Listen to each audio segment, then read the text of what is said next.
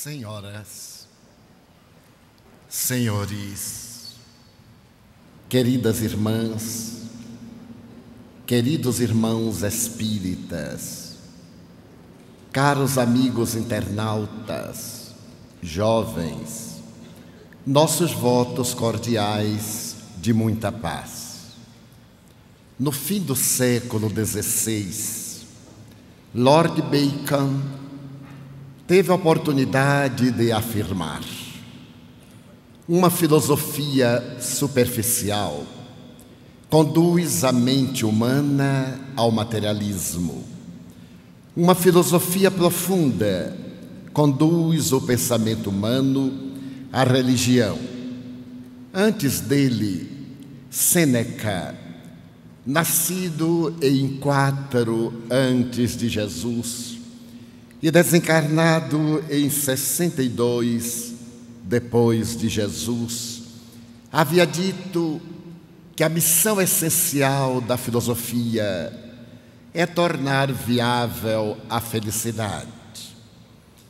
Que seria, no entanto, a felicidade para Sêneca? Por volta do século XVI, porém na França, Montaigne teria a ocasião de afirmar que a filosofia é a ciência de bem viver. A filosofia tem por finalidade acalmar as tempestades da alma. Essa filosofia extraordinária, através de 6.700 anos de cultura entre o Oriente e o Ocidente, teve um papel fundamental de explicar quem é a criatura humana.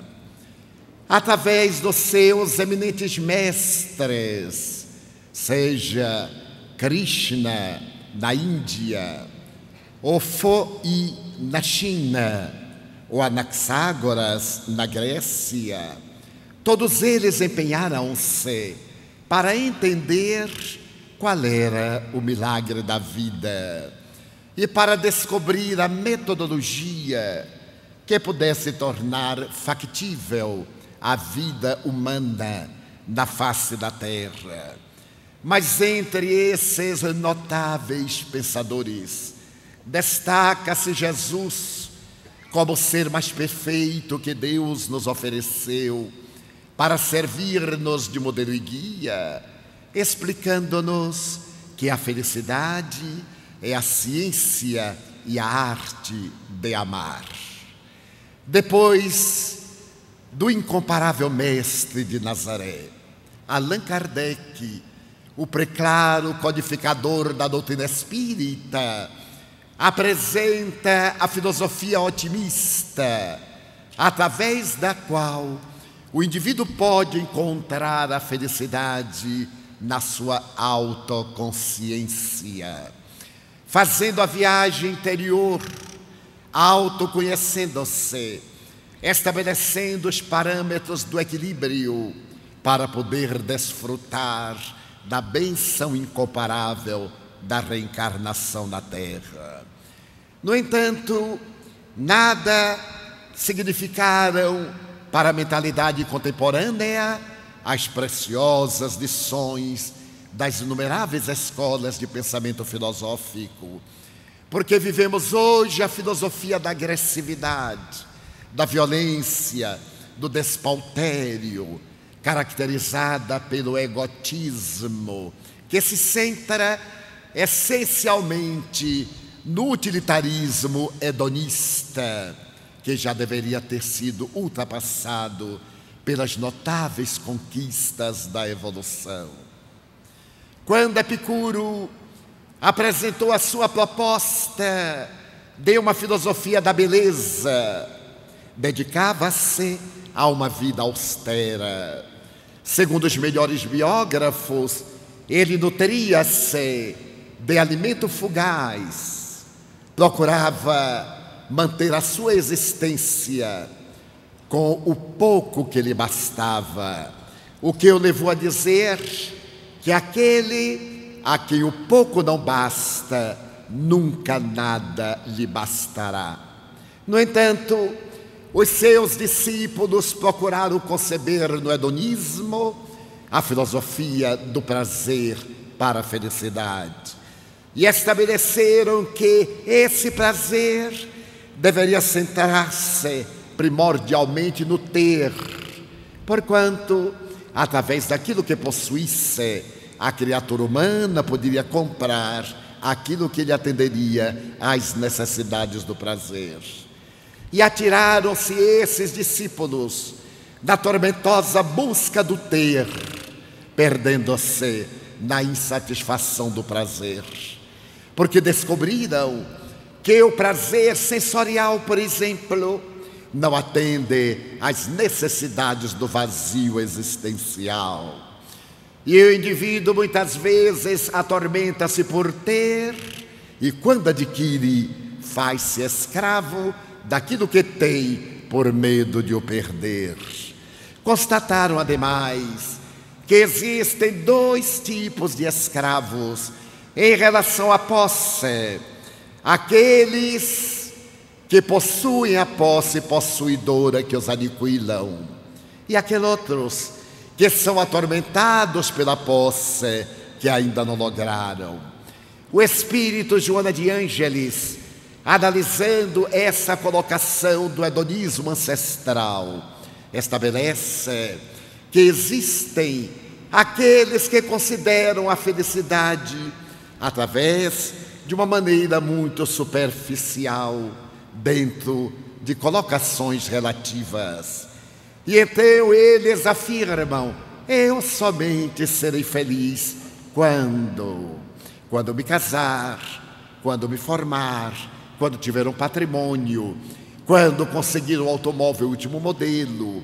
Ou então, eu somente serei feliz se atingir a minha meta, se ver-me livre dos meus inimigos, se observar os meus adversários tombar na desgraça. E então, a sua é uma felicidade condicional. A felicidade hedonista, portanto, daqueles padrões que fugiam ao epicurismo, não tem nenhum sentido de natureza profunda. Como seria então a verdadeira felicidade? Depois de observar as manifestações perturbadoras dos epicuristas, Zenão de Cício esteve preocupado com a busca do estoicismo. O indivíduo encontrar, através dos valores éticos, da fortaleza moral, a resposta para as suas necessidades, e estabeleceu que era indispensável a construção do indivíduo interior, fundamentado na realidade de si mesmo, considerando que a dor é um acidente de percurso, que a dificuldade é um desafio que pode ser vencida, que os problemas são convites ao desenvolvimento intelectual e moral da criatura humana. Nada obstante, esse homem admirável, aos 72 anos, depois de haver torcido o pé, considerando que a sua vida já não tinha mais qualquer sentido, optou pelo suicídio, através de um enforcamento covarde, fazendo que o estoicismo hoje tivesse uma conotação muito diferente daquela proposta no seu tempo. Boécio, que vivera aproximadamente 600 anos, quase antes de Jesus, pertencia a uma família nobre de Roma, era portador de uma sólida fortuna e compreendeu que era necessário manter uma atitude estoica perante a vida, quando, caindo em desgraça diante do imperador, foi condenado à morte. Teve o seu corpo marcado a fogo pelo sinete da tragédia que o aguardava, e tendo perdido tudo, inclusive a liberdade, manteve no cárcere uma atitude estoica, escrevendo uma bela obra de filosofia, graças a amigos que lhe passavam os instrumentos para grafá-la através das grades do cárcere, e tornou-se realmente um exemplo de coragem diante da morte. A morte é fenômeno da vida e deve ser encarada como coisa perfeitamente natural. Considerar a morte uma desgraça ao fim é perder o sentido lógico da existência. O mesmo que terá mais tarde oportunidade de asseverar Cícero, no século I em Roma, dizendo que a morte é o encerramento de um período que o indivíduo pôde percorrer com elevação e com nobreza, e também desmascarando outro motivo de que se utilizam as criaturas para fazerem a apologia da infelicidade, a velhice. Cícero, que teve uma vida relativamente longa, asseverava que a velhice é o período mais agradável da existência humana, quando vários inimigos puderam ser domados, inclusive o tormentoso apetite sexual. Exaltava a velhice como sendo o momento da sabedoria, em que as experiências acumularam-se para tornar a criatura realmente íntegra, rica de conhecimentos, estável emocionalmente e padrão para gerações novas.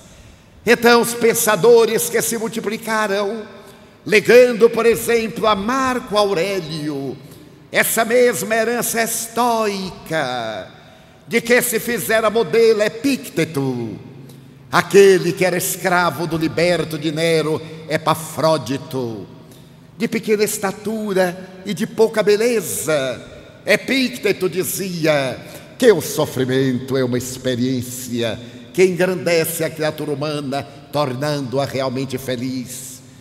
E de tal maneira demonstrou a excelência desse estoicismo, que oportunamente o seu bárbaro senhor, apertando-lhe o braço frágil e torcendo, permitiu que Epícteto com tranquilidade dissesse-lhe: Senhor, se torcer um pouco mais, ele quebra.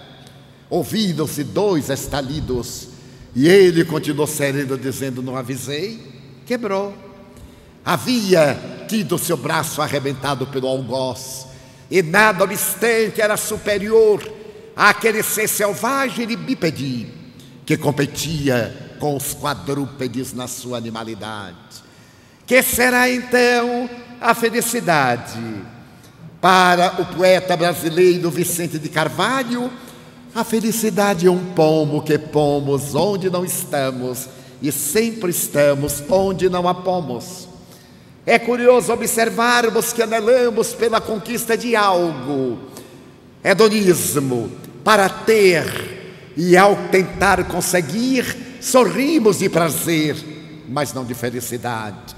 O prazer é sensorial, a felicidade é emocional. Coube à doutrina espírita estabelecer os parâmetros da real felicidade dentro do pensamento socrático e cristão. Realmente feliz é aquele que pensa corretamente, que fala com segurança e que age com dignidade. Aquele que, na opinião de José Rinieros, no seu lindo El Real, esse pensador argentino assinalaria: a felicidade é como a juventude. Ser jovem é poder olhar para trás sem ter vergonha do passado. Não estar encarcerado ao vício, não estar dependendo das paixões que o tornaram revel. Ser jovem é ter uma atitude de liberdade em qualquer época da vida, porque a juventude biológica, esta passa muito rápida. Recordo-me que referi-me aqui de quando eu era jovem. Aos 10, 11 anos, eu olhava um homem de 25 anos e parecia-me tão velho, e dizia de mim para comigo: Deus meu, eu não chegarei aos 25 anos. Mas quando completei 25 anos, eu olhava para o de 40 e dizia: como tem coragem de viver 40 anos? Até que certo dia, ao despertar, era a data do meu aniversário e eu constatei que estava com 40 anos. Fui tomado de espanto. Como passara rápido, 40 anos. Então eu olhei para o de 50 e disse: bem, 40 anos ainda é uma idade juvenil. 50 anos constituem meio século de vida. Meio século de vida é um tempo muito grande. Mas então eu cheguei lá e transferi naturalmente para uma pessoa de 70. Deus meu, como é que consegue chegar aos 70 anos? Eu vou morrer jovem ainda. E acompanhei a trajetória dos que tinham 70 anos. E de repente acordei com 70. Eu tive um choque psicológico. Corri, peguei a carteira de identidade, conferi, mas aí eu transferi para um de 90. E olhei e disse: olá, boy, eu vou chegar aí. Claro que está muito longe, mas eu estou seguindo no rumo, mas perfeitamente jovem, no conceito desse notável filósofo sul-americano, porque olho para trás e não tenho vergonha do meu passado, contemplo as pessoas e fito-as nos olhos, porque esta foi uma das primeiras emoções que eu experimentei ao compulsar a doutrina espírita. Quando Allan Kardec fala dos espíritos que desencarnam, muitas vezes vitimados pela calúnia, pela perseguição, pelas incessantes tenazes da idiosincrasia e dos ódios humanos. E então, quando chega a espiritualidade, ter a tranquilidade de olhar os seus acusadores nos olhos e eles envergonhados abaixarem-nos. Desde aquele dia que li esta mensagem de grande profundidade, que eu procurei conduzir-me de forma que possa sempre olhar as pessoas nos olhos, e não serei eu quem os abaixará, porque estarei perfeitamente tranquilo. Então, o que é a felicidade? Ora bem, a felicidade tem nuances muito características. Se nós recuarmos na história, iremos ler em Heródoto de Halicarnasso, que no século VI antes de Jesus, viveu na terra um homem que foi considerado o mais rico de todos os tempos. Creso era rei da Lídia. A Lídia era um país que estava situado onde hoje se encontra a Turquia. E Creso era um soberano discricionário, a quem a vida havia oferecido tudo, e ele desfrutava de todas as concessões que a fortuna pode oferecer. A sua fortuna era tal que ele possuía cofres fortes em vários subterrâneos, e ela provinha da generosidade da natureza, porque o rio Pactolo, que cortava a capital, a cidade de Sardes, trazia das montanhas pepitas de ouro que ficavam às margens, e os súditos de Creso reuniam-as para o tesouro nacional. Pedras preciosas, estátuas de pórfiro, mármore, eram adquiridas em toda parte da terra, e o seu palácio suntuoso foi quase considerado uma das maravilhas da arquitetura da época. Creso era feliz, segundo a visão utilitarista. Era pai. Ele tivera 2 filhos. Um deles, lamentavelmente, era surdo-mudo. E o outro, Actis, estava reservado para governar o seu povo quando Creso morresse. Porém, o grande vidente Cleóvis, quando nasceu Actis, Fez-lhe uma premonição e disse que o seu destino estava marcado nos astros. A sua vida dependeria muito de cuidados especiais, porque ele podia perceber que a vida do jovem príncipe seria muito curta, quando uma seta lhe atravessaria o corpo, deixando naturalmente a Lídia seu herdeiro imediato. Quando Creso teve a informação de Cleóvis, cercou o palácio de cuidados especiais, colocou guardas permanentes ao lado do filho, crianças especialmente convidadas para crescerem ao lado de Actes, para que ele não pudesse ser vitimado pelo destino. Passaram-se os anos. O rei tornou-se o soberano mais invejado de todo o Oriente e de grande parte do Ocidente. Nesse ínterim, aconteceu algo inesperado quando Midas, rei da Frígia, entrou num grande conflito com seu filho Adasto e mandou para o exílio. Quando Creso soube do destino infeliz do jovem Adasto, que era da mesma idade do seu filho, mandou buscá-lo e trouxe-o para a capital da Lídia. Os dois jovens identificaram-se. Eram belos, ricos, sonhadores. Viviam nas cercanias do palácio e dentro da casa luxuosa, mas não tinham permissão de afastar-se dos muros que impediam o acesso ao mundo exterior e aos bosques. Então, certo dia, Adasto, que era um grande combatente, convidou Actes para que, se ninguém tivesse conhecimento, eles pudessem afastar-se da vigilância dos guardas e fossem a uma caçada. O jovem, que nunca saíra da proteção paterna, anuiu com a ideia, e pela madrugada partiram, munidos de arco e flecha, adentrando-se pelo bosque imenso que estava do lado de fora das muralhas guarnecidas. Passaram parte do dia de um lado para o outro, quando encontraram um rebanho de javalis.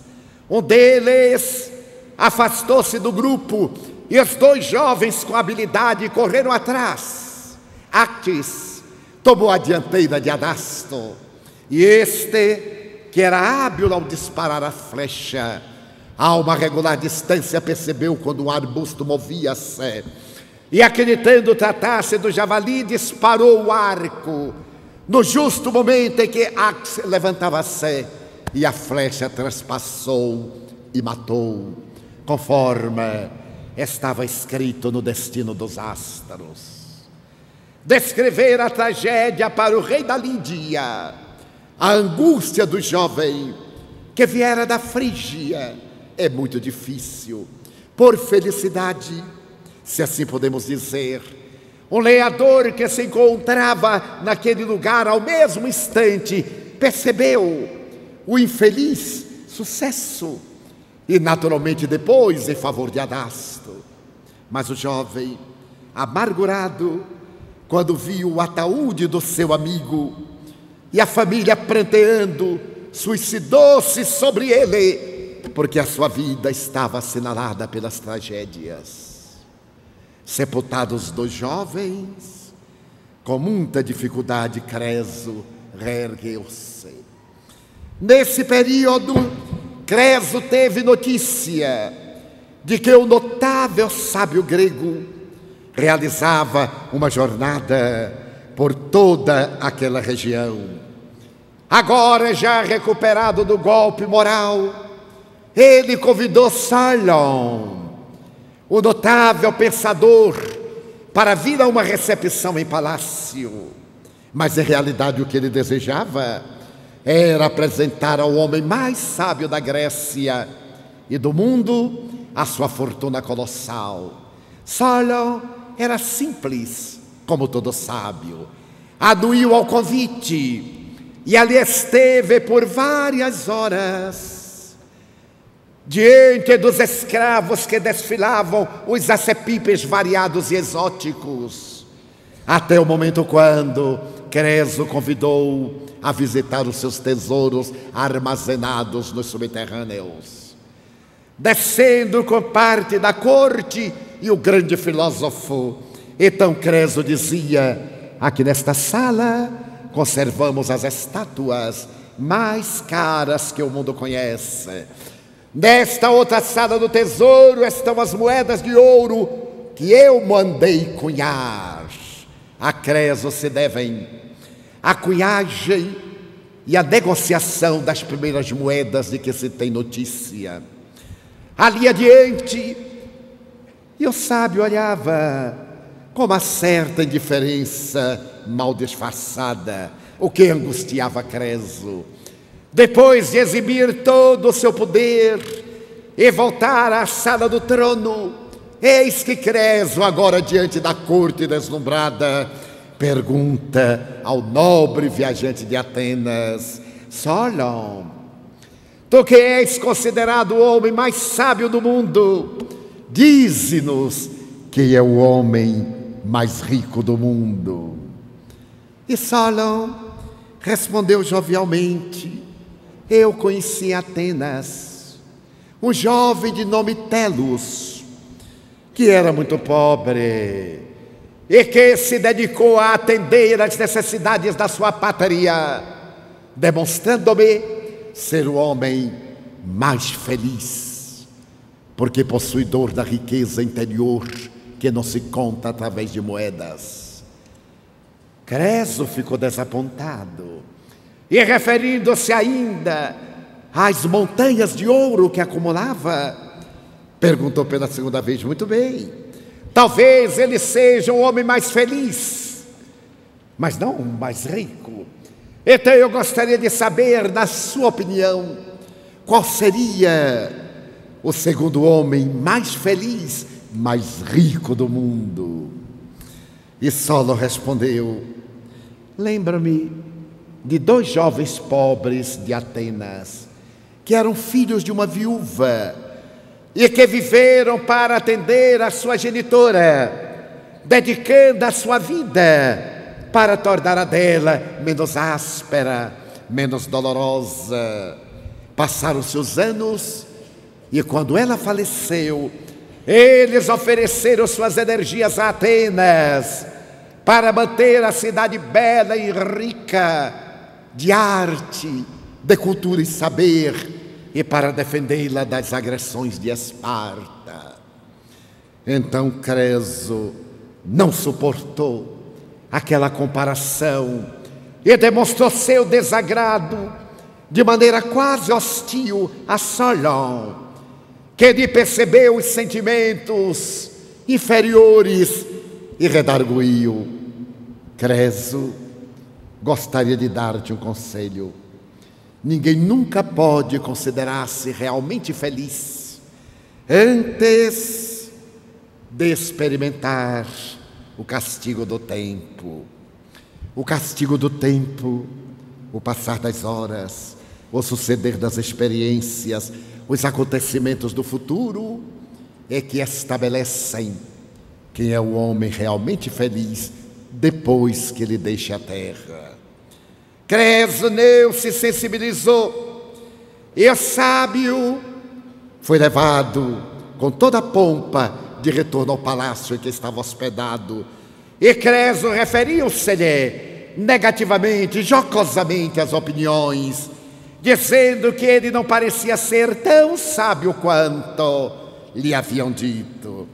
Passaram-se poucos anos e chegaram até o grande rei notícias de que Ciro, rei dos persas, na sua ambição expansionista, acabara de conquistar a Babilônia, de submeter o seu rei ao cativeiro, e que naturalmente iria expandir o seu território até o ocidente, avançando com os seus soldados na direção agora da Lídia.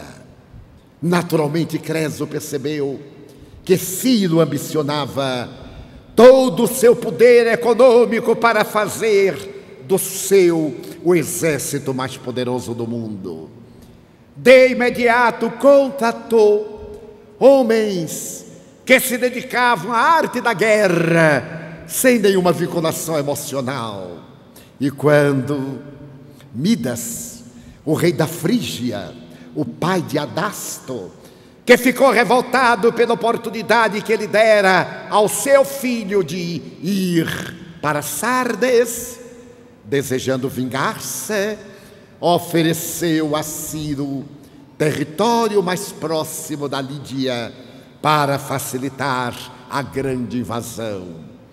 Era um outro pigmeu lutando contra o ambicioso anão. Quando soube Creso daquela armadilha, precipitou-se e então, com seu exército de mercenários, produziu uma estratégia militar que foi um fracasso, atacando os persas, que estavam visivelmente em condição superior a todos eles, e foi derrotado. Naturalmente fugiu de retorno à capital. As tropas persas avançaram e Creso viu a sua cidade ser incendiada inclementemente. De repente ele percebeu os soldados persas invadindo os jardins, destruindo as suas estátuas, arrebentando todas as formas generosas e labirínticas que circundavam a casa palaciana. Então conta a história que, de coração amargurado, ele debruçou-se na sacada de uma janela do palácio para ver a vitória dos persas, que se adentravam triunfalmente e iam destruí-lo e matar a sua família. O seu filho surdo-mudo ocultou-se em um reposteiro, de onde podia ver o pai de costas e de onde podia ver a porta de entrada. Foi nesse momento que o jovem percebeu um soldado armado com uma lança, que, vendo o rei de costas, preparou-se para atirá-la. Então o jovem teve um estupor e deu um grito: não o mate, ele é o rei. Então Creso voltou-se, o jovem tremeu, a lança cravou-se na madeira da janela, e a vida de Creso foi salva graças a este fenômeno inusitado. Mas ele foi atado a cordas. A família real foi arrastada pelas ruas de Sardes, assediada, os tesouros foram saqueados. Os imensos subterrâneos foram invadidos e a soldadesca embriagada carregava as joias e as peças de auriversaria como espólio da guerra. E o rei, agora humilhado, arrastado como um pária pelas ruas, foi levado à praça principal, onde foi atado a um poste para ser queimado vivo. Os soldados começaram a trazer as achas de lenha, a jogá-las ali. E quando vinha aquele com a tocha fumegante, Creso recordou-se de Solon, da sua frase, o castigo do tempo, e então, entre lágrimas, ele proferiu esta frase: ó Solon, ó Solon, como tu tinhas razão. Naquele momento passava da sua Limália Ciro, o grande conquistador. Apesar de ser um cabo de guerra, Ciro era discípulo de Solon e amava a filosofia. Ao escutar o nome do inesquecível mestre, pronunciado por aquele estranho, deteve o animal e perguntou-lhe: por que chamas? Por que clamas por Solon?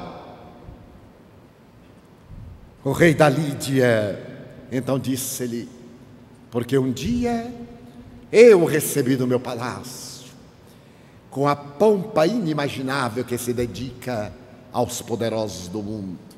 E narrou, ante o deslumbramento de Ciro, que estava diante do rei vencido e não o sabia.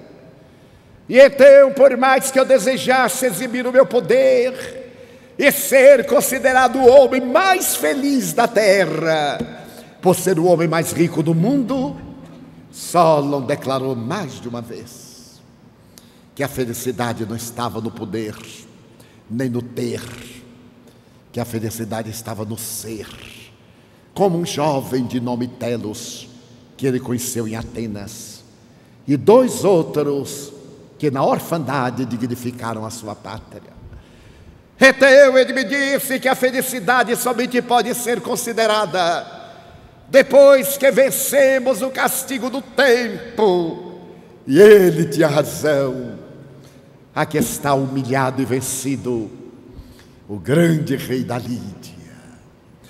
Então Ciro, para espanto geral, mandou que o retirassem do poste e gritou para os seus soldados: anotem, o grande Ciro liberta o rei vencido, porque por minha vez aceito também a palavra de Solon. É muito provável que mais tarde eu seja vencido numa batalha e terei coragem de esperar clemência do meu algoz, a mesma clemência que estou concedendo a este rei vencido. Creso foi libertado, pediu socorro para a família, e Ciro concedeu. E aquele homem soberbo, que possuíra tanto, até hoje ninguém o ultrapassou, pediu ao vencedor que o aceitasse como seu tesoureiro, porque ele sabia administrar fortunas. E Ciro aceitou, sim. Levou para a Pérsia e fez que ele se tornasse o preceptor do seu filho, que o substituiria mais tarde, depois que a morte o arrebatou da jornada física. Heródoto de Alicarnasso, narrando a respeito do poder de Creso, termina por dizer que o poder nunca dá tranquilidade e paz, nem a felicidade a ninguém.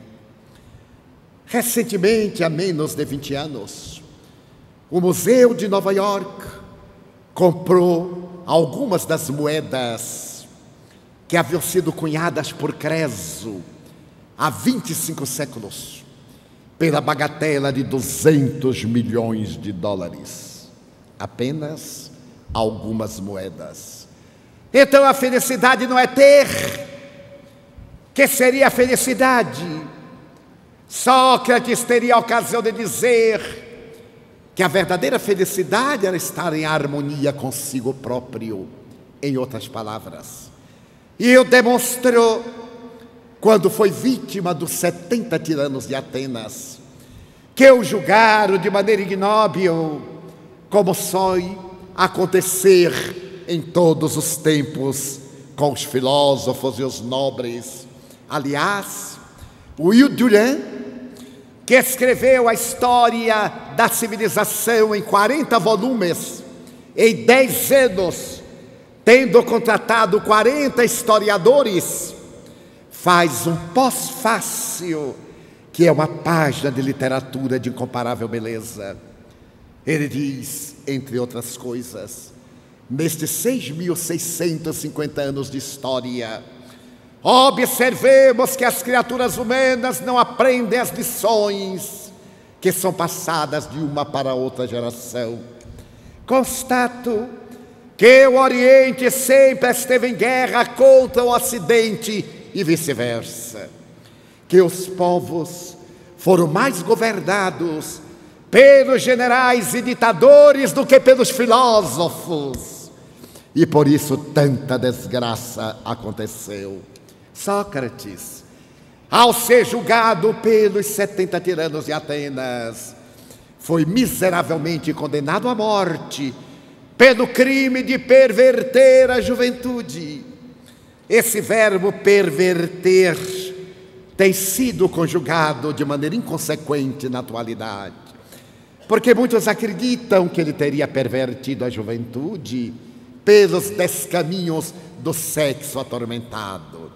Em realidade, ele estava pervertendo a juventude porque ensinava a juventude a manter os ideais de democracia, de liberdade, de respeito aos anciãos, de não se submeter aos ditadores. E isto era, para os tiranos de Atenas, uma perversão de valores. Por isso foi julgado, porque foi considerado como tendo incidido num crime político. E o juiz arbitrário e frívolo e fútil, depois do julgamento, disse a Sócrates: nós condenamos-te à morte. E o filósofo sorriu. Sorriu quase com felicidade. Mas como? Tu sorris? Nós estamos condenando-te à morte. Eu sei que todos nós já nascemos condenados à morte. Portanto, meritíssimo está dizendo uma asniça. Condenado à morte, eles que já eram condenados desde o berço, nada mais era do que uma redundância perfeitamente dispensável. E o juiz soberbo teria redarguido: mas tu morrerás antes de nós. E por certo ele deve ter meneado a cabeça e reflexionado: talvez, porque do dia e da hora ninguém sabe. Como disse Jesus, nem o Filho, só o Pai. E conta Platão que, estando ele no cárcere, Criton, seu discípulo, foi visitá-lo emocionado e disse-lhe: mestre, trago-lhe a liberdade. A mim, Criton? Sim, nós, os seus discípulos, reunimos joias das famílias e subornamos a guarda. Já havia suborno, só não havia CPI de consequências nenhumas, mas suborno havia. E então nós te libertaremos. Mas como? A porta da cela dormirá aberta e o guarda subornado dirá que se olvidou, e tu te evadirás. Então nós te esperamos lá fora para que continues ensinando-nos dignidade, falando-nos da verdade, do exemplo do bem. E Sócrates, compadecido: ó Criton, que mau filósofo tu és. Como tu podes acreditar? Primeiro, que eu esteja encarcerado. Sim, mestre. Isso é uma cela. É uma cela de óleo de baleia, de calcário, de pedras, de ferro. Criton, Sócrates é livre, porque Sócrates é o seu pensamento, e aonde vai meu pensamento vou eu. Encarcerado encontra-se aquele que tem vícios, porque onde quer que ele esteja, encontra-se enjaulado na dependência do vício. Que sabedoria! E tu me pedes para que eu me evada, para ensinar a verdade, concordando com o crime de um jovem que não teve a honra de resistir à tentação do poder. Oh, Criton, diz aos meus discípulos que eu não fugirei. Mas, mestre, amanhã irão matar-te. A mim, Criton. Sócrates é imortal. Diz-lhes que Sócrates viverá. O discípulo cabisbaixo saiu diante da lição extraordinária do mestre, que não conivia com suborno, nem para salvar a já profícua existência física. E no dia seguinte, quando ele se sentou no pátio da prisão E o jovem soldado trouxe-lhe o vasilhame de alabastro com cicuta para matar 10 cavalos. Ante a sua serenidade, o soldado tremeu e disse-lhe: mestre, olha o sol, ainda tens 1 hora. E Sócrates, tranquilo: 1 hora é tão pouco para quem tem a eternidade. E sorveu o líquido. Começou a entrar em turbação da mente, em enrijecimento orgânico pronunciador do cadáver. Quando o discípulo conseguiu vencer a barreira que distanciava o povo do mártir, correu e ajoelhou-se-lhe aos pés, gritando: mestre, mestre, onde queres que te sepultemos o cadáver? Gritam. Ele fez um grande esforço. O cadáver, joga-o em qualquer lugar. Sócrates não está mais nele. Lembra-te de pagar um galo que eu devo a Asclépios. Asclépios é o deus da medicina. Era o hábito dos sacrifícios e das oferendas. Ele partia da terra sem ter qualquer vínculo, inclusive a última promessa de oferecer um galo a Asclépios. Ele concluía brilhantemente através do seu discípulo, e não morreu. 23,5 séculos depois, ele está aqui conosco na sala. Mas se eu perguntar o nome do juiz que o condenou, eu duvido que alguém o saiba, porque Sócrates era imortal, era o exemplo protótipo da imortalidade, da vitória sobre a vida, que se irá transformar na excelente proposta pré-cristã, a proposta do bem, da virtude que leva à felicidade, como ensinou o ínclito codificador. Sócrates e Platão, pioneiros do espiritismo, que divulgavam a imortalidade da alma e a reencarnação. Ali estavam, pois, mestre e discípulo, que será mestre de Aristóteles, dando-nos a receita legítima da felicidade.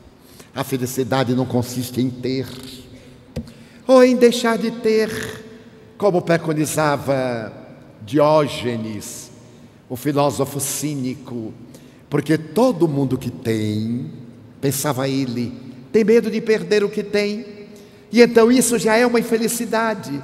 De certo modo ele tem razão. Eu conheço algumas pessoas que têm tanto medo de ficar pobres, de ficar velhas, de morrerem, e morrem antes de ficar velhas, o que é uma maravilha. Então ele dizia: não ter nada é uma razão de felicidade, não se pode ficar pior do que o que já se está. Então isto é uma forma de felicidade. E viveu a sua doutrina cínica de maneira paradoxal. Narram que oportunamente ele estava em Atenas, tentando dialogar com uma estátua, e alguém passou irônico e disse: Diógenes, estás conversando com a estátua? Sim. E tu não sabes que as pedras não falam? Sei. E por que estás conversando com elas? Eu estou treinando o silêncio das pedras para suportar a estupidez dos homens que falam. Era um excelente filósofo.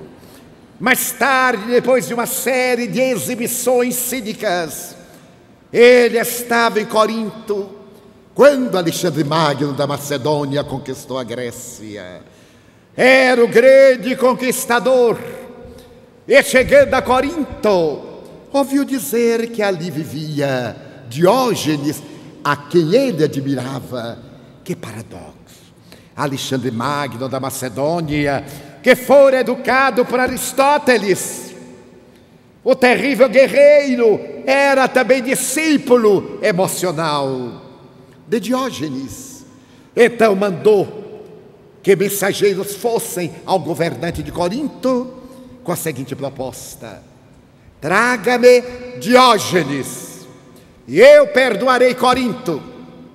Se Diógenes não vier ter comigo na minha galera, eu destruirei Corinto, não deixando pedra sobre pedra.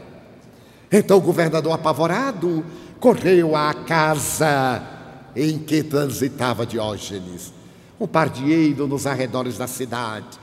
E aí lá chegando disse: Diógenes, o conquistador do mundo, deseja conhecer-te. Muito bem. E quer que tu vá até lá, que te levemos. Ué, mas é ele que quer me conhecer, eu não quero conhecê-lo.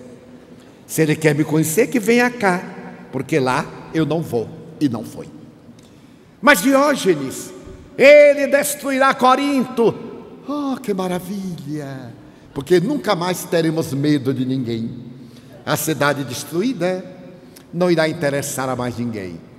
Quando Alexandre Magno soube, achou notável a coragem dele e foi visitá-lo com os seus generais, com o que havia de melhor nas suas galeras.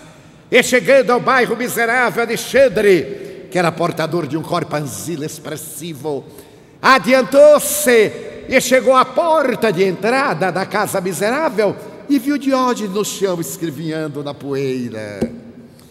Então Alexandre abriu os braços à porta e disse: Diógenes, venho oferecer-te metade do mundo. Eu sou o dono da terra conhecida. Venho dar-te metade. Quero levar-te para que te sentes ao meu lado no trono. Eu governarei militarmente e tu serás o meu conselheiro. Diógenes ouviu com sarcasmo e indiferença, que não podia ocultar na face irônica. Levantou-se, deu um empurrão em Alexandre e disse-lhe: Senhor, não me tome aquilo que não me pode dar. E saiu. Alexandre ficou aturdido. O que é que ele tinha tomado daquele miserável e que ele, o dono do mundo, não podia dar? Então percebeu que ao abrir os braços à porta, havia tomado sol, projetando a sua sombra. Ele podia dar a Diógenes qualquer coisa, menos a luz do sol. Então ele reconheceu a grandeza de Diógenes. Voltou à sua embarcação e deixou Corinto intacta. E morreu poucos anos depois, ficando Diógenes ainda mais alguns anos além daqueles que ele viveu. Então ele pregava: a verdadeira felicidade é não ter nada. Mas será que é? Eu fui funcionário público, como já disse algumas vezes, graças a Deus.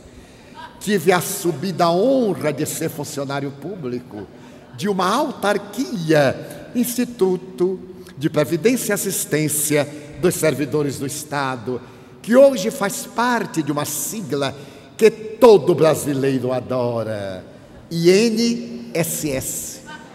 Quem é que não adora essas 4 letrinhas? Pois eu trabalhei lá.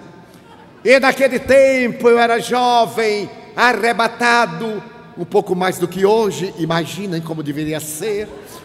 Eu tinha uma colega que era o protótipo da pessimista. Ela partia o cabelo ao meio e deixava escorrido pelo rosto pálido. E chegava lá, eu sempre alegre, e ela passava pela minha carteira e me perguntava: Divaldo, como é que eu estou? Eu é que sabia como é que ela estava. Eu, jovem, entusiasmado, sempre dizia: mas está ótima. Fazia caridade, né? Está ótima.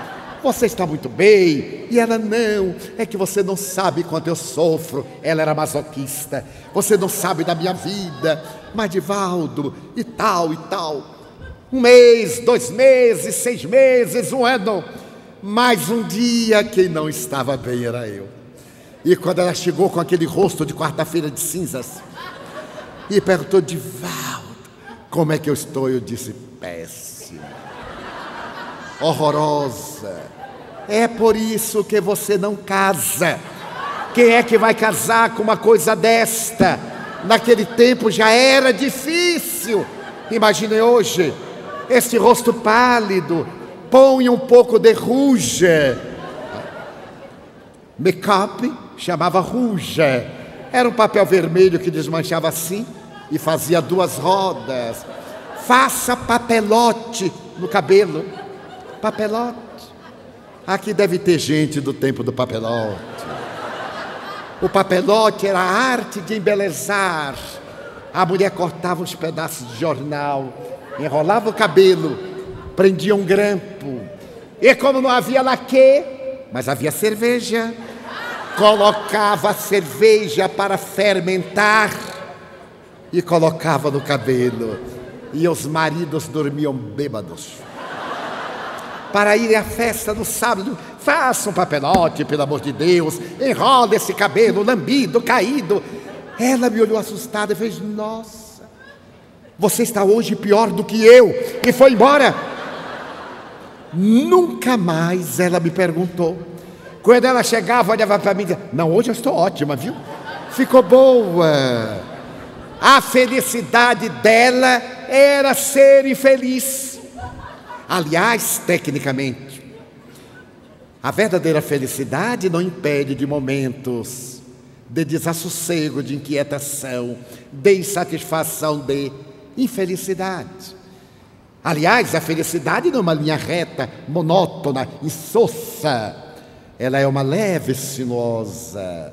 Nesta sinuosa, os piques acima e abaixo dão a média aritmética do comportamento no qual a pessoa é feliz. Então, existem aqueles que são felizes com a sua própria desdita. E por incrível que pareça, nesses 60 anos de espiritismo, convivendo com as multidões, eu reencontro as pessoas felizes com as suas desgraças. Pessoas que me fazem a mesma pergunta hoje, de há 40 anos, que têm uma resistência ao espiritismo, que é algo incompreensível, não entendem nada. Ainda me perguntam: mas Divaldo, por que será que eu sofro? Eu digo: e eu sei. Porque depois de explicar 40 anos, de eu vir 40 anos, bem, mas de não ler o livro dos Espíritos, não é? Tem esse detalhe. Frequentam, ouvem, mas ler o livro dos Espíritos, não. Porque os obsessores não deixam. É toda vez que eu vou ler o livro dos Espíritos, me dá um sono. Eu digo: falta de hábito, preguiça mental, porque na hora que vai contar o dinheiro não tem sono. É uma graça. Na hora que vou ler aquelas revistinhas lindas de fofoca, não tem sono, são de uma vitalidade, tem descarga de adrenalina, os olhos brilham. Mas é pegar no tal do livro dos Espíritos, os obsessores não deixam. Então eu recomendo assim: leia cantando, leia de joelhos. Eu fui católico, então eu colocava grão de milho para me ajoelhar diante do Santíssimo Sacramento, para me ver livre do diabo, para que os espíritos não aparecessem. E quanto mais eu botava milho, mais eles chegavam.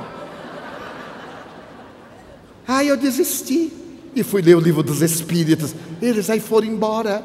Olha que coisa curiosa. Os obsessores têm horror ao livro dos Espíritos, porque eu lia alto para eles também, que são filhos de Deus. E leio, quando estou a sós, leio a meio tom, quando temos espíritos amigos que me fazem perguntas, e quando por acaso tenho aqueles a quem me vinculo pela lei das afinidades, e eles estão tentando martirizar-me, eu digo: venha, queridinho, agora é a hora da leitura do livro dos Espíritos. E um deles me disse: é bom para você, tchau, depois eu volto. Então, qual é a solução para o encontro da nossa felicidade? É o estudo e a vivência do conteúdo do livro dos Espíritos.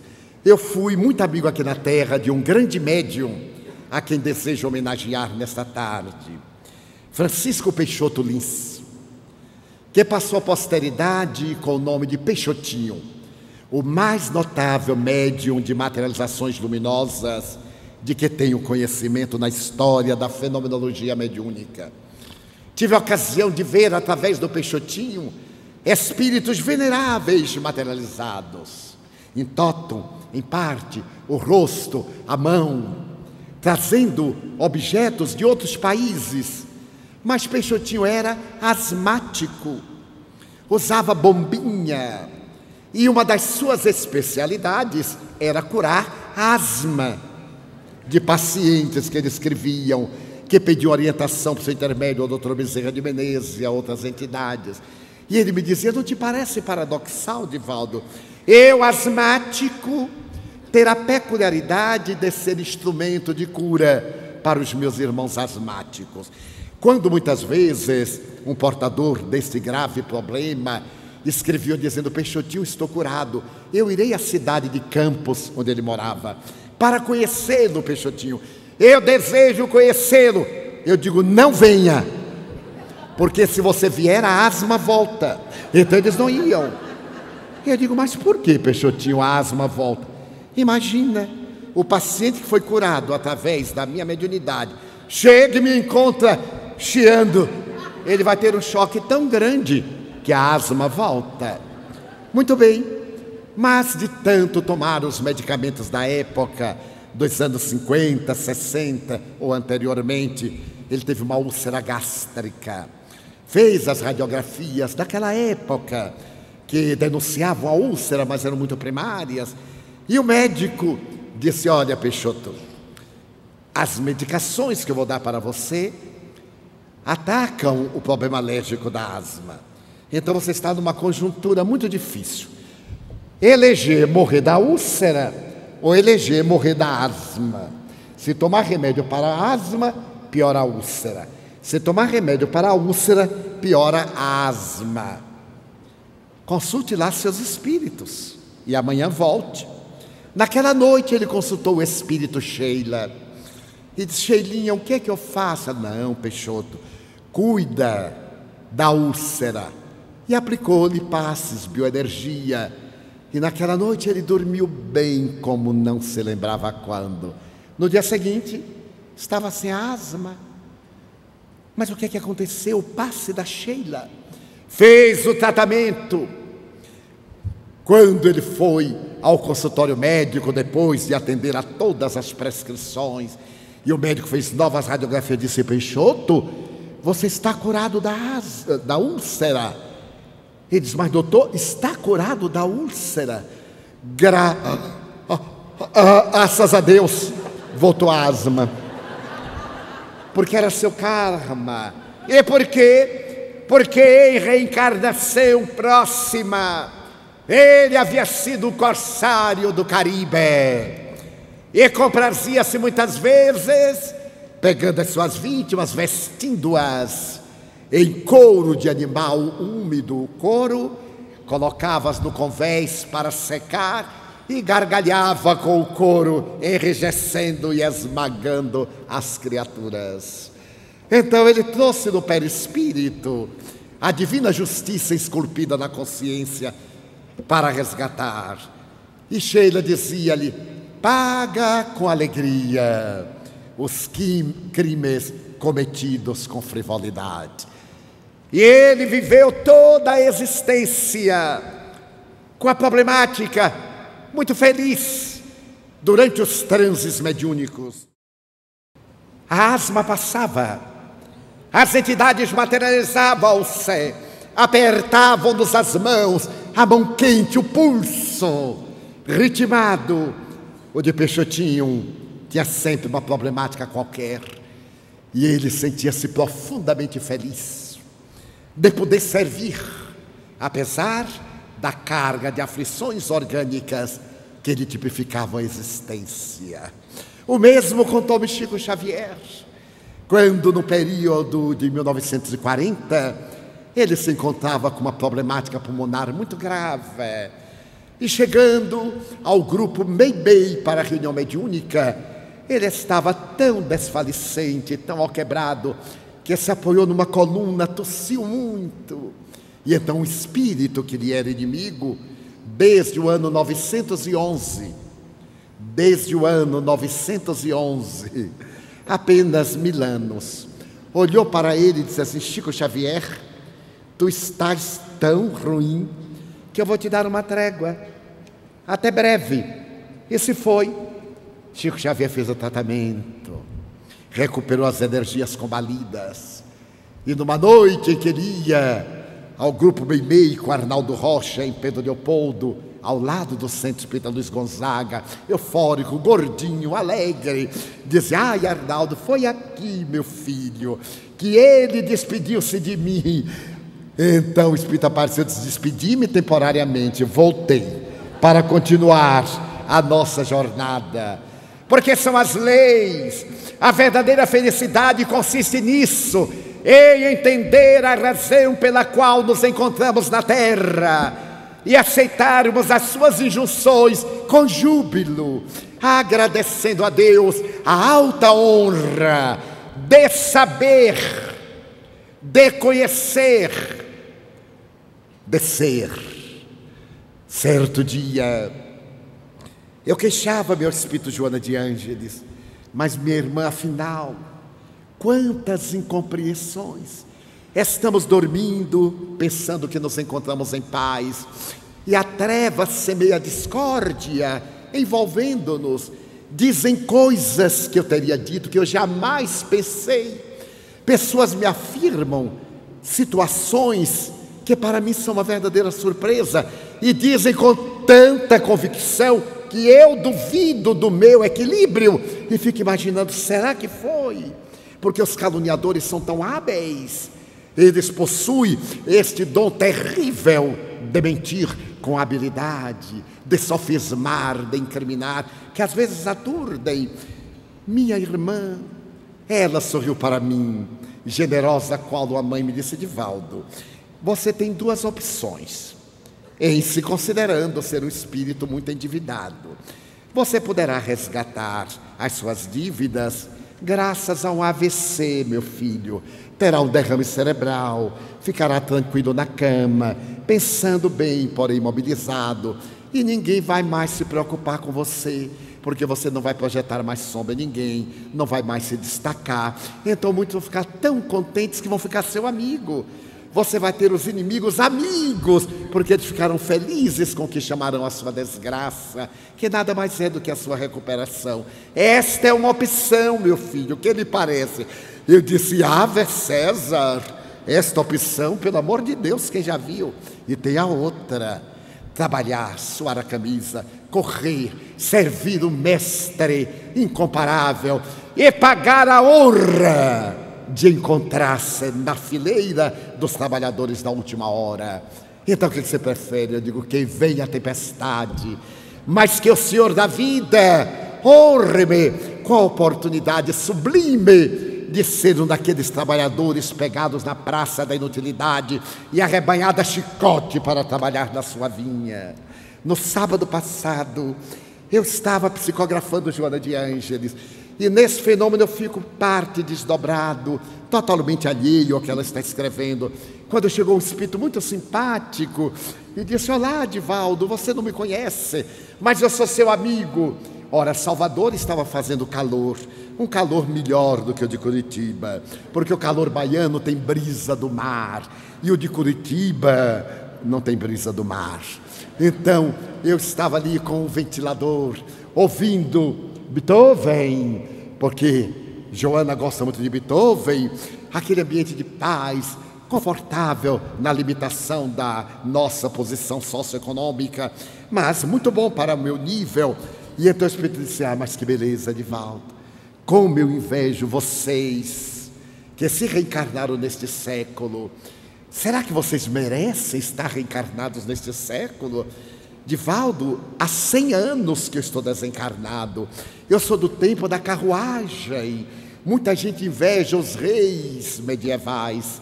é porque não sabe o que eles sofriam naquelas roupas imundas, sem lavar, arrastando no chão, levando bactérias, o desconforto de uma carruagem real, as rodas de ferro tropeçando nos buracos e eles agitados, pararem daqui para ali, o desconforto da higiene e tal, e tal. O Espírito falou tanto horror dos reis que eu disse, graças a Deus, eu nunca fui rei, fui sempre plebeu e tal. Não é, Divaldo? E no entanto você pega um avião agora e daqui a pouco, 2h15, está em São Paulo, 2.200 quilômetros de distância. Pega o avião, atravessa o oceano e chega a Portugal. Você se lembra da viagem de Dom João VI, que demorou aquele período terrível, o desconforto? E eu disse, mas sabe que você tem razão.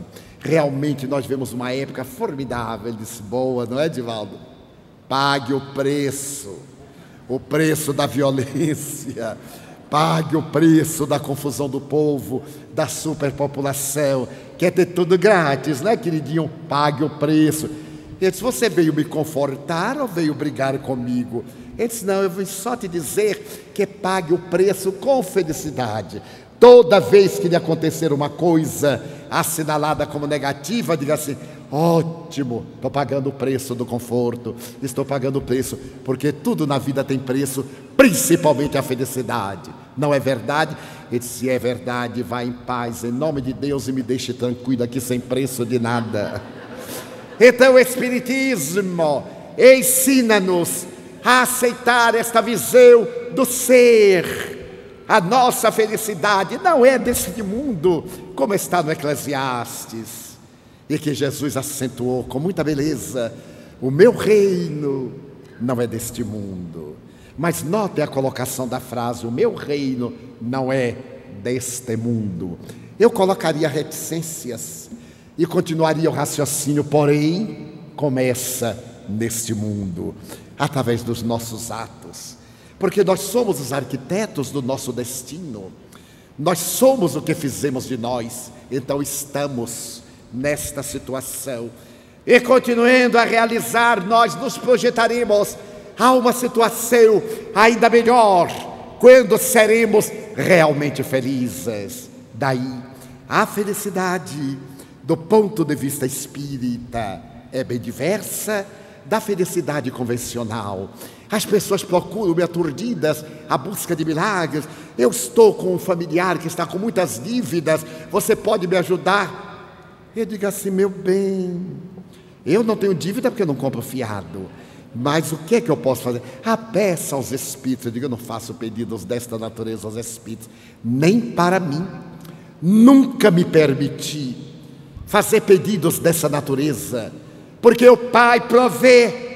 Aquele Pai que vestiu o lírio do campo de alvura que nem Salomão logrou nas suas vestes, que alimenta as aves dos céus e não lhes deixa faltar nada, mesmo na época de estio. Se nós lhe pedirmos um pão, Ele nos dará uma pedra. Se lhe pedirmos peixe, Ele nos dará serpente. Então eu opto por pedir-lhe misericórdia e não dizer-lhe o que é que ele deve fazer. Isto porque, muito jovem, eu aprendi uma lição fascinante desse contato com as criaturas humanas. Uma amiga minha que trabalhava no instituto contou-me um dia chorando no expediente que a mãezinha dela estava com um câncer uterino. Isso por volta dos anos 50. Ainda não havia quimioterapia, era radioterapia, queimava muito as pessoas. E ela dizia, o médico falou que mamãe não terá muito tempo de vida.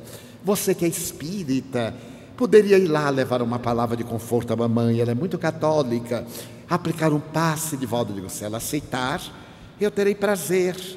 No dia seguinte ela me disse que a senhora aceitava sim. E como eu dispunha de um pouco mais de tempo naquela época, passei a visitar a sua casa 2 vezes por semana, lia o Evangelho, dialogava, aplicava passes. Ela foi fazendo o tratamento médico com muito cuidado. Passaram-se os meses e teve alta. Teve alta e ficou jubilosa. Eu diminuí a visita ao seu lar. E certo dia, estava atendendo na Mansão do Caminho. Naquela época havia uma fila, hoje há o atendimento fraterno, que seleciona as pessoas.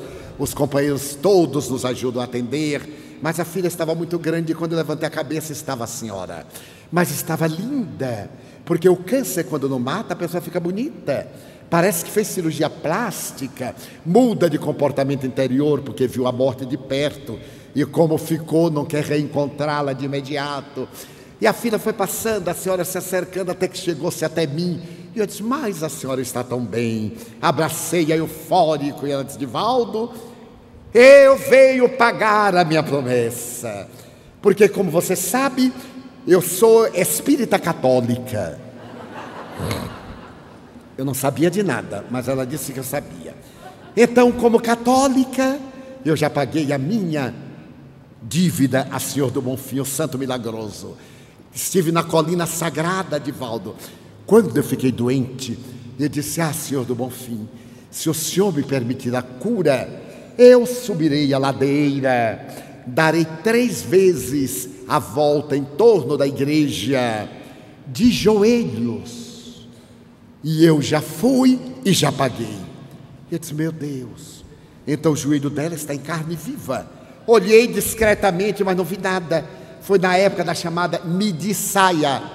Eu disse, mas a senhora saiu de um câncer uterino para ter câncer da rótula, porque subi aquela ladeira de cimento, de joelhos, dar a volta 3 vezes na igreja, e desci. Meu Deus, Senhor do Bonfim não necessita disso. Ah, Divaldo, eu prometi. Mas como é que a senhora fez isto? Como é que você pensa que eu fiz? Se ajoelhou e subiu a ladeira? Não. Eu prometi-lhe subir a ladeira, dar as voltas em torno da igreja de joelhos. Aluguei um táxi, ajoelhei-me no coxim e disse ao chofer, suba, dê 3 voltas à igreja, desça. Eu disse, meu Deus. A mulher ludibriou, Senhor do Bonfim. Mas eu não esperava o que vinha depois. Ela disse, eu já paguei a minha dívida, Senhor do Bonfim. Agora é a hora de eu pagar a minha dívida, doutor Bezerra de Menezes, porque eu sou espírita também. Eu disse, a senhora prometeu alguma coisa? Ele, prometi. Prometi que se eu ficasse boa, eu pagaria a minha saúde dando 60 quilos de pães aos pobres. Ah, mas que bom. Então eu trouxe o dinheiro para você comprar e distribuir com os pobres. Ela fez a promessa para eu pagar. Eu disse, mas minha senhora, eu não prometi nada. Não, você que gosta desse negócio de caridade é quem vai distribuir. Aí eu me imaginei com um saco de pães na cabeça, dando pães ali no lado da igreja de São Francisco em Salvador. Aí ela tirou dinheiro, minha senhora, nem me mostra dinheiro aqui na fila. O que é que o povo vai pensar? Que eu estou cobrando consulta. Aí eu falei alto, se a senhora quer ajudar os pobres, passe ali na secretaria, deixe o dinheiro e o nosso departamento irá providenciar, como vem fazendo há vários anos, a assistência aos necessitados. Eu encontrei uma mulher que enganou o Senhor do Bonfim e tapeou o doutor Bezerra de Menezes. Então de lá para cá, eu já fiquei mais ou menos resguardado dessas pessoas hábeis. Mas quando nós terminamos, eu digo, olha, já está agora na hora da senhora ler o livro dos Espíritos. Não preciso não, Divaldo, eu já acredito. Eu disse, mas não basta acreditar, porque quem acredita hoje, deixa de acreditar amanhã. É necessário saber. E anos mais tarde, eu estava num congresso internacional de parapsicologia em Montreal, onde eu deveria falar sobre o espiritismo, e o meu tema era provas científicas da imortalidade da alma. O meu tradutor é um brasileiro que reside em Phoenix, Arizona, um homem de grande capacidade intelectual e moral, trilíngue.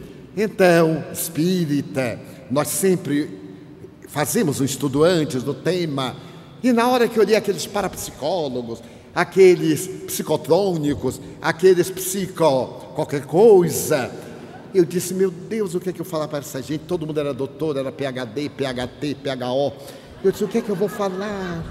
Aí me veio uma inspiração na hora. Eu saudei, senhoras, senhores, etc. E dei o sinal para ele. E então ele disse assim, eu desejo dizer aos senhores que eu não acredito na imortalidade da alma. O tradutor disse: ficou louco?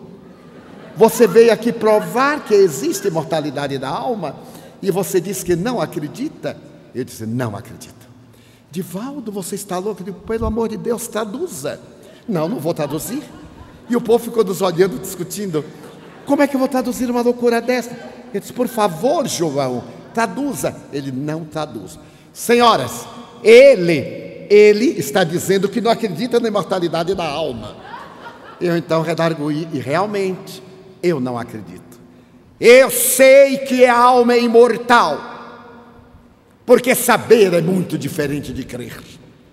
Quantos aqui que já tivemos várias crenças e as deixamos pelo nosso caminho evolutivo?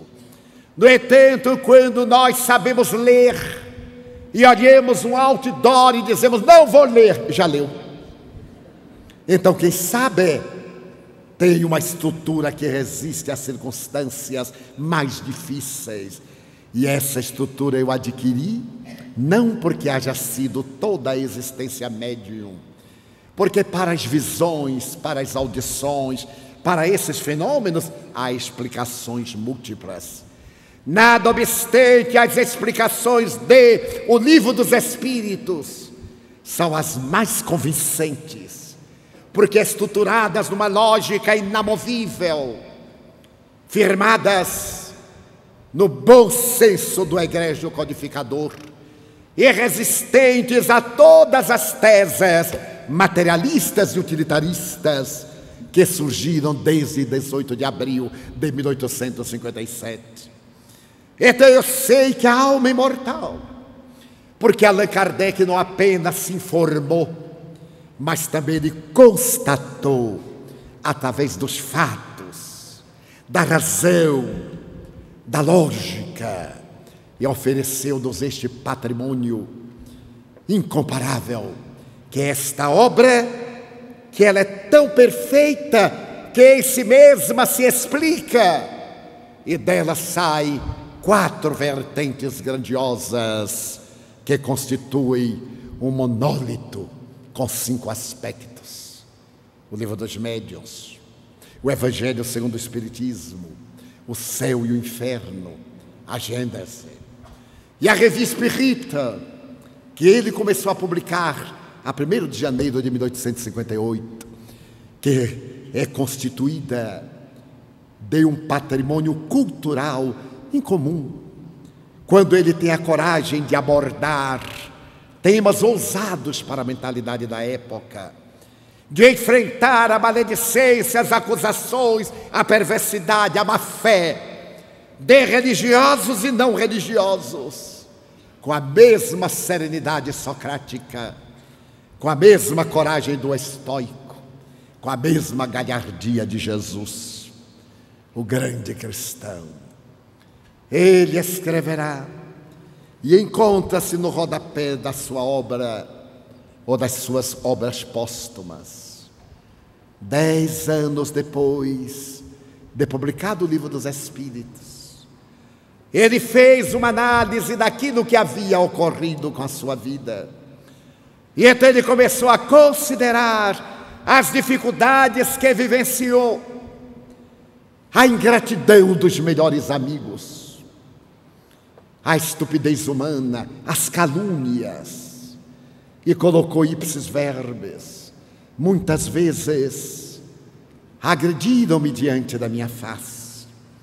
Amigos em a que ajudei acusaram-me, inclusive de viver do resultado das obras do Espiritismo que foram publicadas com meu próprio dinheiro.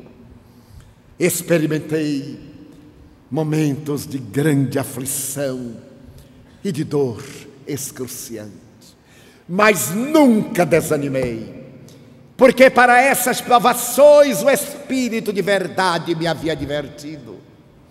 Naqueles momentos piores, eu me elevava acima da humanidade e orava, contemplando o futuro que chegaria para aqueles que fossem fiéis aos postulados da doutrina.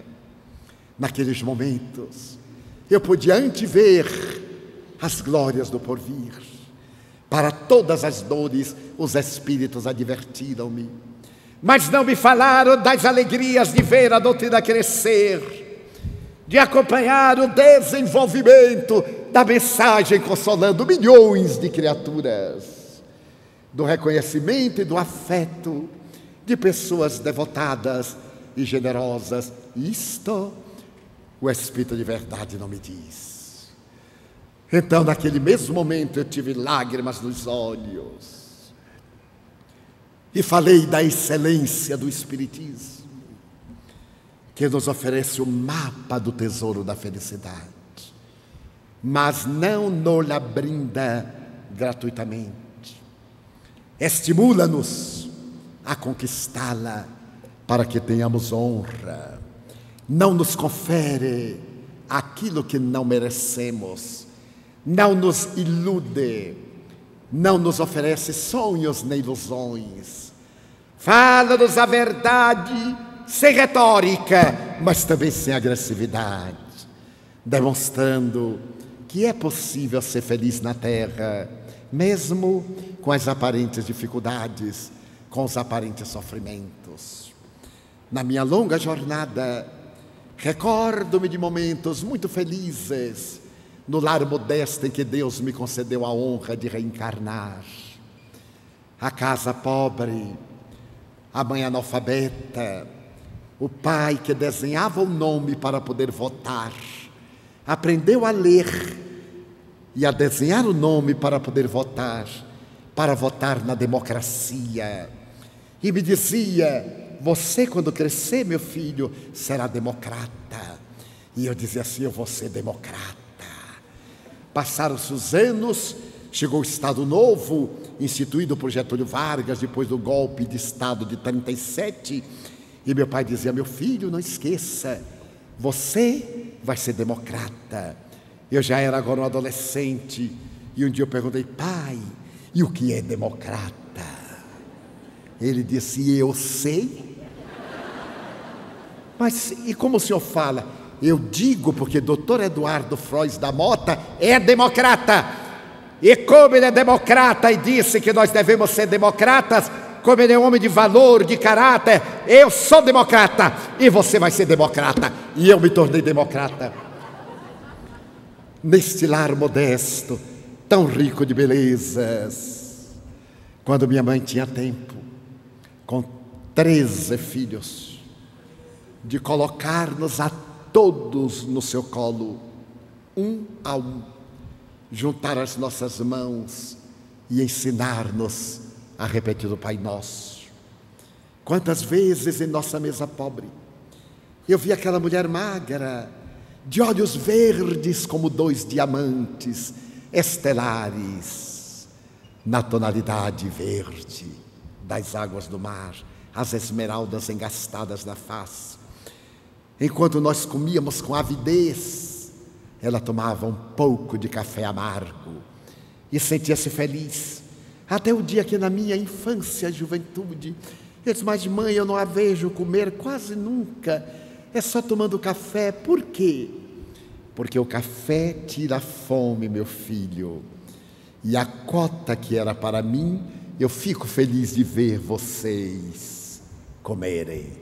Estão na idade de crescimento, eu já estou desenvolvida.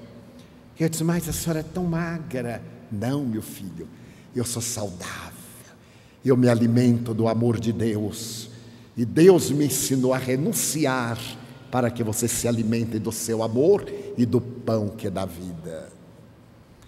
Quando muitos anos depois, que passamos por ásperas provações, e uma irmã minha suicidou-se, então minha mãe disse assim: não tenho mais o direito de ser feliz. Quando eu penso na minha filha que se suicidou, eu não sinto coragem de sorrir. Como suicidas são ingratos, como são egoístas. Para fugir do problema que eles mesmos arranjam, não pensam naqueles que amam. Desesperados porque suas paixões não foram atendidas, interrompem a vida para se vingar dos outros e matam a alegria daqueles que tanto os amam.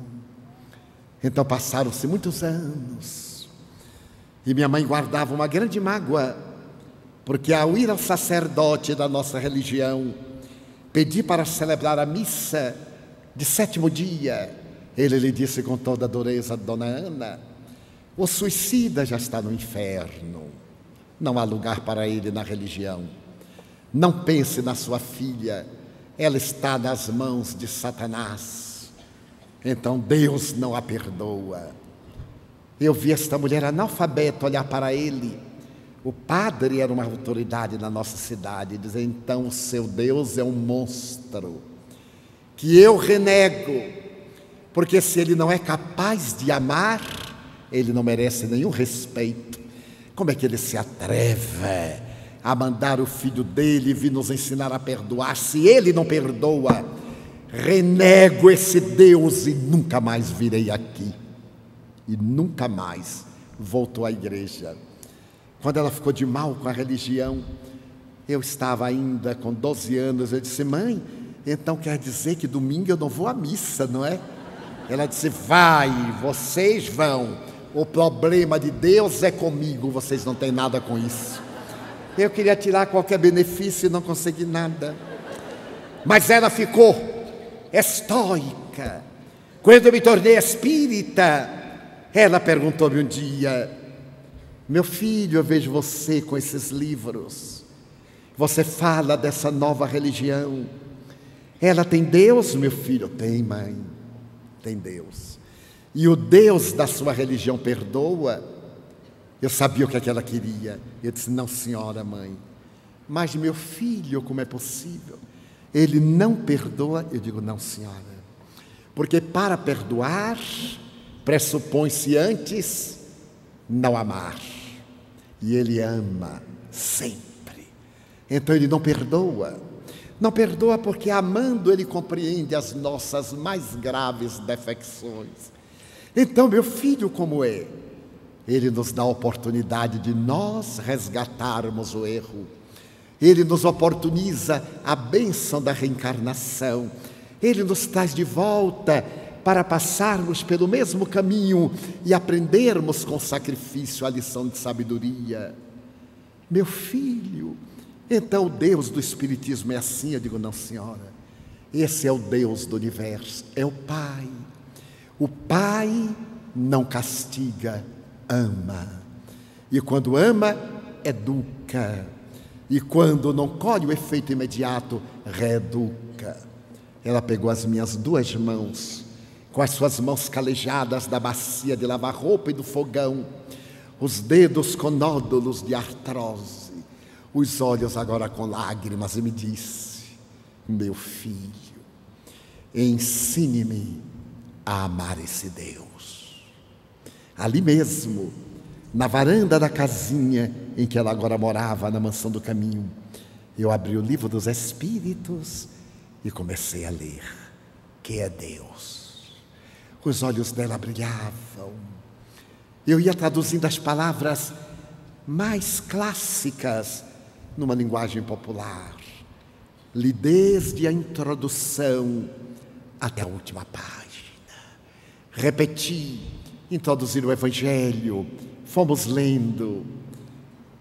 E 5 anos depois, ela me disse: meu filho, depois da maternidade, que me tornou uma das mulheres mais felizes do mundo, porque eu atendi a determinação de Deus, ser espírita é a maior honra que Deus me concedeu nessa existência. Deus te abençoe, meu filho, porque me arrancaste das trevas da ignorância. Eu te dei a luz no parto e tu me deste a felicidade. Estava ela desencarnando. Nilson e eu estávamos no quarto. Ela estava entubada. Então eu vi quando os bons espíritos chegaram para liberá-la. Ela estava num pré-coma. Então ela despertou, abriu os olhos, olhou-me e me disse: meu filho, seu pai está aqui. Nair, a suicida. Nair, meu filho, está aqui. Ela está dizendo: mãe, venha logo para diminuir a minha dor. 33 anos depois, eu não aguento mais sofrer, mãe. Venha, eu irei, meu filho. Vim dizer-lhe que tudo o que você me falou é verdade. Até logo. Assim que eu puder, eu voltarei. Tomados de emoção, Nilson e eu lhe dissemos: mãe, não volte mais. A senhora sofreu tanto na terra. Ela teve reumatismo, artritismo, acromegalia, tantas doenças, nunca teve uma empregada, nunca teve o mínimo conforto, senão no fim da existência física, quando seus filhos puderam diminuir-lhe as tarefas. Então, mãe, não volte mais. Os espíritos me dizem que a senhora vai desfrutar de muita paz. Ela meneou a cabeça arquejante. Eu voltarei, meu filho. Que felicidade pode ter uma mãe, aonde for, sabendo que os seus últimos filhos estão na terra, em processo de evolução. Eu vou voltar. Fechou os olhos. Os bons espíritos deslindaram-na. E eu vi o momento em que interromperam a ligação do chakra coronário. Ela oscilou, eles seguraram-na diante de uma nova gravidade. E então ali o corpo. E Joana de Ângeles disse-lhe: Ana, você lembra da história do jumentinho de São Francisco? Era uma história que eu lhe contava. O corpo dela dorido, quebrado, deformado, e ela trabalhando, dizia: mãe, a senhora já não precisa trabalhar. Meu filho, se eu não trabalhar, eu morro antes da hora. E me perguntava: Di, já está perto de eu morrer? Eu digo: olha, mãe, mais ou menos, né? A senhora já está com 80 anos. Quando ela completou 85, meu filho, já está perto de eu morrer? Eu digo: mãe, eu acho até que Nosso Senhor se esqueceu, não é? Porque a senhora está com 85 anos. Por que a senhora quer saber? Ah, meu filho, porque eu quero estar toda arrumadinha. E ainda não está? Não, meu filho.